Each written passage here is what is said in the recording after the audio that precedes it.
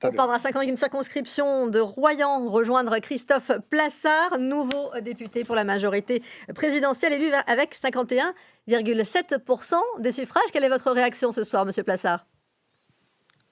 Une réaction positive, forcément, parce que c'est une victoire et donc on la salue et je la partage surtout avec les électeurs qui ont décidé de me faire confiance et surtout avec l'équipe. C'est une élection d'une personne, mais c'est surtout un travail collectif.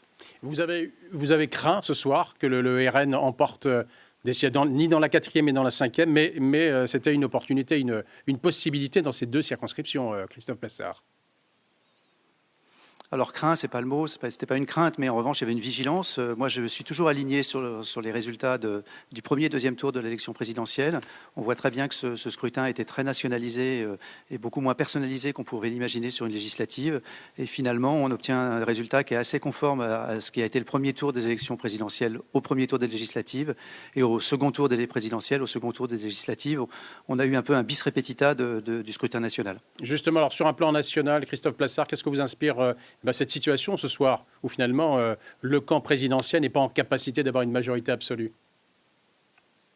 Alors, pour tout vous dire, comme les résultats sont arrivés assez tardivement, j'ai assez peu de visibilité sur le détail du national. Je vous ai écouté là pendant que je patientais. Je pense que tout ça va être analysé, notamment à l'intérieur du groupe Horizon, puisque c'est le groupe que je vais rejoindre dès demain. Le groupe d'Édouard Philippe.